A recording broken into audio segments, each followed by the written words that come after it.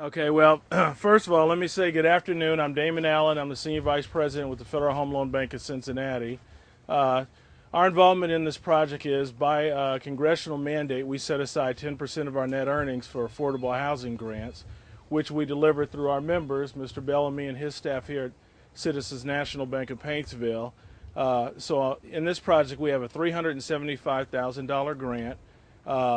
We do a lot of these projects each year, but the veterans projects are always close to my heart. I'm a second generation Air Force veteran, so I always make sure I get out and I do these projects because I think the greatest thing that we can do for our veterans is to honor them.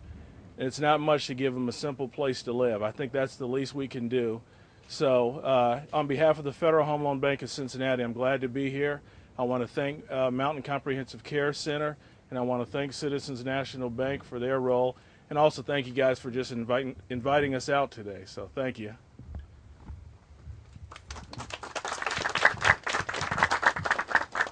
I'd like to say thank you for the opportunity to be here today. But it's a great day for our veterans. This gives you some information on the vets up here in Eastern Kentucky. We've got 10% of our population are veterans. That's 1% of our population in the nation is veterans. So we've got the highest per capita veterans anywhere in this nation, so that speaks a lot for this area. I think in Pike County we probably got a little over 3,000 veterans, so it's a big day for our vets, and we just appreciate what everybody does and supporting our veterans. Well, I want to thank all our community partners, Citizens National Bank, Federal Home Loan Bank, Huntington VA Hospital, and the Pike County Fiscal Court and Big Sandy Healthcare. Without their support and help, this project would not have been feasible. And you know, this is the only facility in southeastern Kentucky that would be able to serve 25 veterans, and we are very thankful that we can provide those services. I'm Bert Bellamy, President and CEO of Citizens National Bank, and I would like to say first that as a community banker, I'm very pleased to see brick and mortar going up anywhere, especially for veterans. I'm very thankful that our membership with Federal Home Loan Bank out of Cincinnati was able to help bring the money to Mountain Comp. And as a veteran, I always like to plug it. I was in the Air Force as an enlisted man. I was in the Army as a captain. So I like to say that anything you do for veterans, I take it to heart. So thank you all for coming out.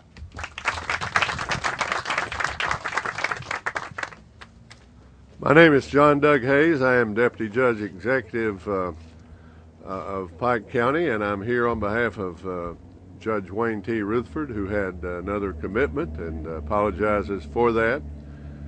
And I want to thank you for being present. It is a great day for veterans, a great day for Pike County and its people.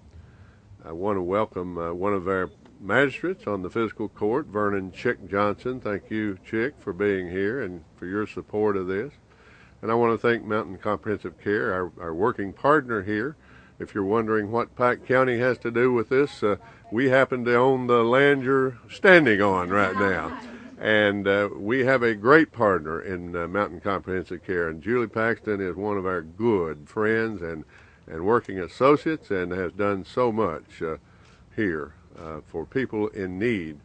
We talk about veterans. We like to talk about veterans. We like to say that if it weren't for veterans, we would not enjoy the freedoms that we have. It's the American fighting men and women who have made the sacrifice from the time of the American Revolution until the present time that enable us to meet here and assemble together, enjoy that right and enjoy that freedom. But you know, talk is cheap. Talk is very cheap. We can talk all day long, but we don't address the needs of people when we do that. And veterans have needs. I myself am a veteran. It's a good day for the Air Force, gentlemen, because I'm an Air Force veteran and very proud of that fact. Had it not been for the very popular law called the GI Bill, I could not have gone to law school and done what I've done in life. And so I'm thankful that this country remembers its veterans. And this is a remembrance and honoring of veterans that we're here today. I put together a few statistics. I don't want to speak but a few minutes, but we heard about the number of veterans in this area, and I think that reflects on the patriotism of the people of eastern Kentucky and Pike County. But you know, there are approximately 23 million veterans living today in this country. And of that number, between approximately 500,000, a little bit more, 529,000 and 840,000 are homeless at some time during the year. Think of that. The people that serve this country so honorably and well. On any given night, listen to this, more than 300,000 veterans are living on the streets or in shelters in this country. That's a sad commentary. There's approximately 33% of homeless males in the United States that are veterans. Statistics can be boring, but these are shocking, and people need to hear these statistics. Veterans are twice as likely as other Americans to become chronically homeless. Veterans represent 11% of the adult civilian population, but 26% of the homeless population in this country.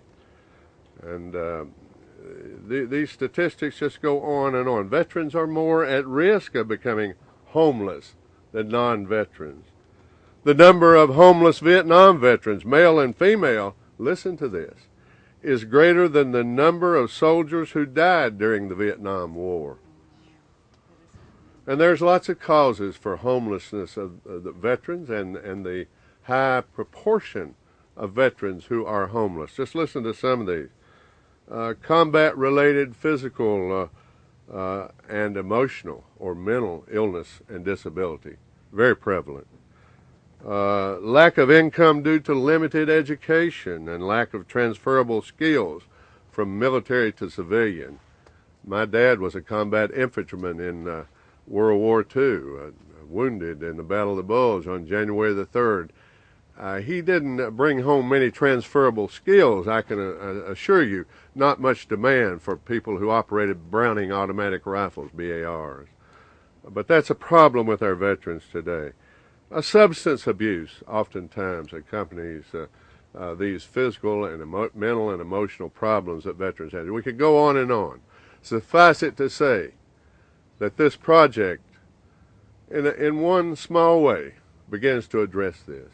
You know, if we walk around the world, Jim, we got to take the first step. And this is a great first step, Julie. This is a giant step here in Pike County. And we're so thankful that we, the Pike County Fiscal Court, and Judge Rutherford and his office could just be a small part of this. We thank each of the parties who are responsible, and we thank you all for being here again today. Thank you very much. Last but certainly not least is the VA who funded this project, $750,000 worth. Leanne, I'm going to put you on the spot. Thank you so much. There you go. Julie did not tell me I needed to speak today. We are really excited to have the opportunity to serve veterans in a grander fashion in this area. We appreciate the statistics that you were speaking about. However, what I can say is we're making dramatic changes in the homeless population across this nation. We're in a 5-year plan to end homelessness. Transitional housing is just one element of that, where we're working to get veterans off the street, off of people's couches, out from underneath the bridges, and get them back into society, being productive and using those skills that they learned or teaching them new skills. The VA is, like I said, very excited about the opportunity, groundbreaking today, and hopefully housing our veterans in just a short time.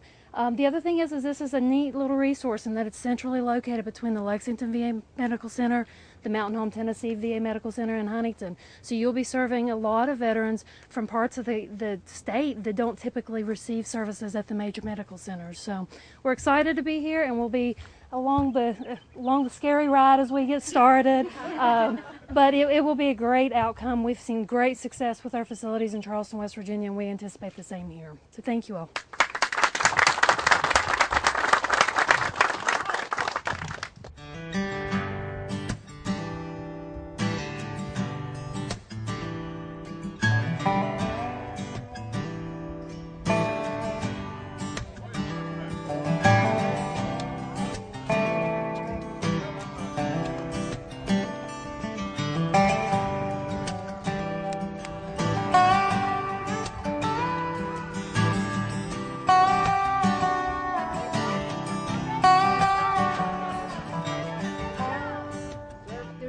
money that's going to homeless veterans right now to fund the resources that they need to get out of the life of homelessness and not repeat the cycle. So one of the efforts is transitional housing, which is what we're developing here. It's a 25-bed facility where they will be in like a treatment program, but treating whatever their issue is, whether it's substance abuse, mental health, employment issues, maybe they have some physical limitations. They'll be able to utilize the greenhouse and some of the other things that Mountain Comp Care has in order to just put themselves in a better situation to where they can, again, get out of that life of homelessness. The 25 beds here will couple with about 27 beds that we have in Charleston, West Virginia that cover our area, but we'll be able to serve veterans from any area, even other VAs if they need to, as long as they need this service, it'll be here for them.